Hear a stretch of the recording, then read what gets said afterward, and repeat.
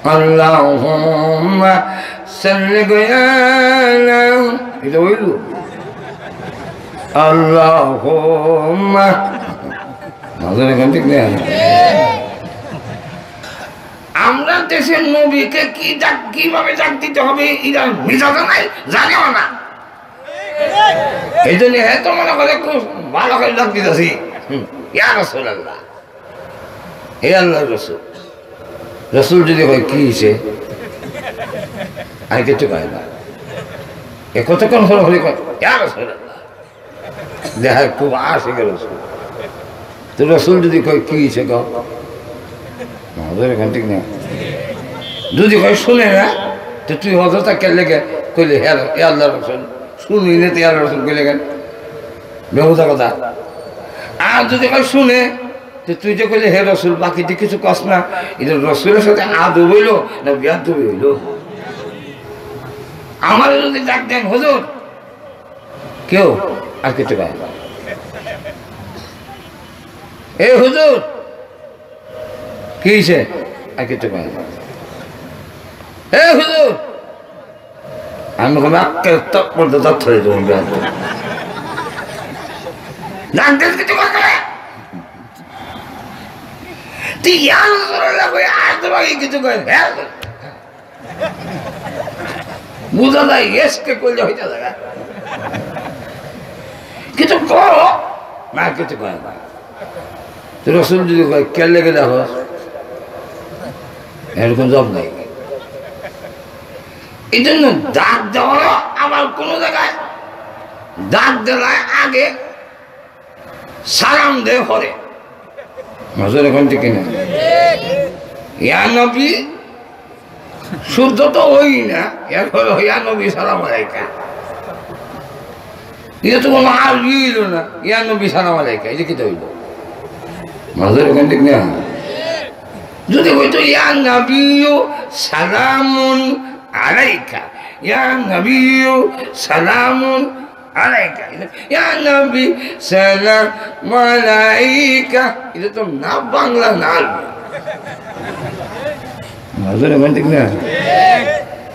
আর তাইয়াতুর মধ্যে নবীকে সালাম দিয়ে আগে ডাক দিয়ে আগে পরে আসসালামু আলাইকা।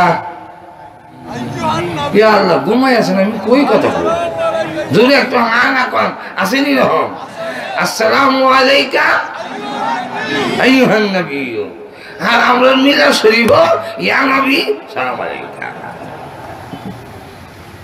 এমন রক্ত করে শুদ্ধ করে কন, আমরা যদি কই শুদ্ধ করে কন আমরা কই ভাবি গেছি কি আশ্চর্য দেশ। আমরা যদি কই নবীকে সালাম দেন কিন্তু শুদ্ধ করে দেন, আমরা যদি বলি নবীর দুরূদ পড়েন কিন্তু শুদ্ধ করে পড়েন, এই ভুলে শুলে হইলেন না। মাঝের এখান থেকে শুদ্ধ করে পড়েন, শুদ্ধ করে পড়েন কইলে কয় এ ও হাবি গেছে। মাঝের এখান থেকে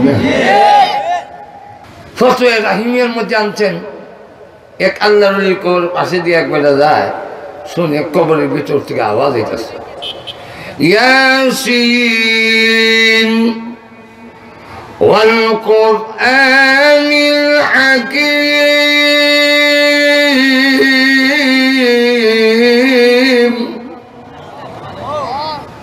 এমনি তিনি বলেন সুবহানাল্লাহ, যেই মাত্র সুবহানাল্লাহ বলছে এমনি কবরের ভিতর থেকে আওয়াজ আসছে, রে পথিক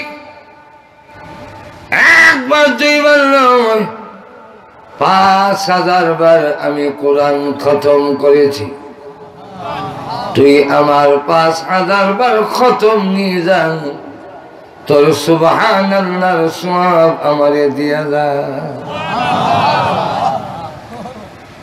কেন সওয়াবের জায়গা কবরে নয় দুনিয়া। মুহাম্মদ ইবনে মুনকাদির রাহমাতুল্লাহ আলাইহি নামে আল্লাহর একজন ওলি ছিলেন, ওনার কবরের পাশে দিয়ে একজন আসতেছে, কবরটা ভেঙে গেছে, ভাঙ্গার ছিদ্র দিয়ে তাকে দেখে মুহাম্মদ ইবনে মুনকাদির রাহমাতুল্লাহ আলাইহি কবরের সিজদায় পড়ে আছে। যদি ইমানের হেফাজত করতে হয়, গুমরাহির থেকে যদি বাঁচতে হয়, তাহলে ডাক্তারের নেতৃত্বে নয়, ইঞ্জিনিয়ারের নেতৃত্বে নয়, মাস্টার সাহেবের নেতৃত্বে নয়, উলামায়ে কেরামের নেতৃত্বে দাওয়াত ও তাবলীগ যদি চলে তবেই হবে ইমানের হেফাজত। আর না হয় কখন যে ইমান চলে যাবে তাহলে পাবেন না। তাবলীগ বালা, তাবলীগ আসিল আছে, ভবিষ্যতে চলবে মাজুর এখন থেকে। তবে একটা কথা ইয়াদ রাখবেন, কোন দিনই কাজ উলামায়ে কেরামের নেতৃত্ব ছাড়া এটা বেশি দূর যেত না, কালো হয়ে যাবে। মসজিদের নামাজ দিনই কাজ, মসজিদের দিনের কাজ হয়। এখানে আলেম না দিয়ে একজন আলেম না বেড়ে ইমামতি দিলে শেষে অ্যাক্সিডেন্ট হয়। কিরম অ্যাক্সিডেন্ট?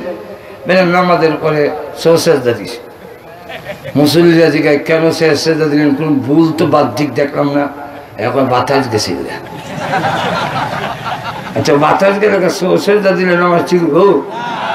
এইভাবে বাতাস ছেড়েছে না নামাজ ছেড়ে মাজুর এখন ঠিক। আরো জোরে, যদি আপনি ওয়াজ তাফসীর উলামায়ে কেরাম ছাড়া জাহেলের কাছে যেদিন তাফসীর চলে যাবে, আজ তাফসীর চলে গেছে জাহেলদের হাতে, আজ ওয়াজ চলে গেছে জাহেলদের হাতে, আজ চলে গেছে দুনিয়া কামানি করনেওয়ালা লোকদের হাতে। আজকে আলেমের মূল্য নাই, হাদিও দিত না, শাইখুল হাদিস এই বুখারী কইলে কাম হইতো না।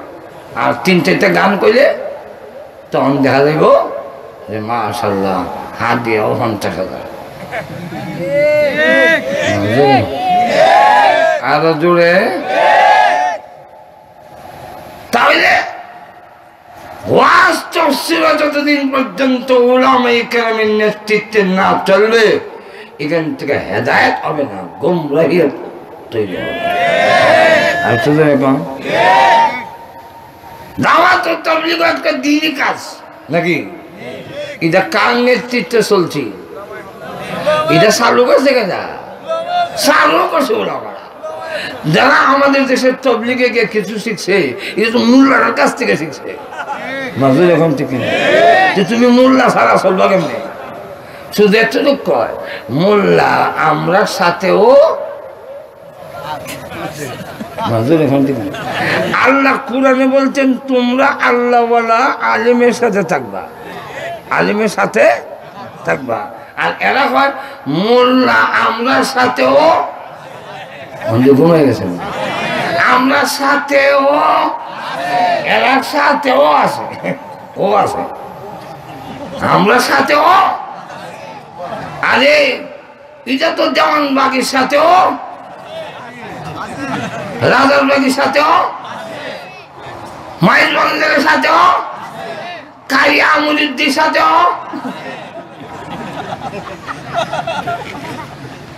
সাথেও যারা আছে এরা এরা আলেম কয় না, আলেমের সাথে থাকবা। গোটা আলেমের জমাত যেই দিকে সেই দিকে থাকতে হবে। একটা মোল্লা যেদিকে গেছে ওই দিকে গিয়ে কোনোদিন কামিয়াব হওয়া যাবে না। ওখানে হুজুর আইছে আর দোয়া না, হুজুরের আইসা যান, হুজুরের দোয়া করো, আমার দোয়া না, দোয়া খান সাহেব হুজুর আসছেন। সম্মানিত উপস্থিতি, আমাদের কাঙ্ক্ষিত মেহমান, আমাদের সুনামগঞ্জের সুনামধন্য শাইখুল হাদিস হযরত মাওলানা নুরুল ইসলাম খান সাহেব সুনামগঞ্জি হুজুর আমাদের মধ্যে এখনই গুরুত্বপূর্ণ নসিহত পেশ করবেন।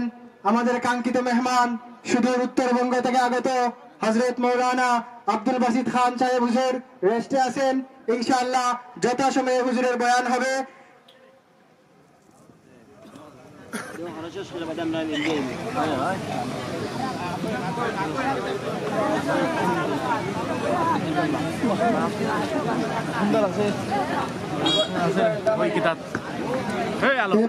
আপনাদের সামনে গুরুত্বপূর্ণ নসিহত পেশ করবেন আমাদের সুনামগঞ্জে আন্তর্জাতিক খ্যাতি সম্পন্ন মুফাসসিরে কুরআন হযরত মাওলানা হাফিজ জুবায়ের আহমদ আনসারী সাহেব দামাত বারকাতুহুম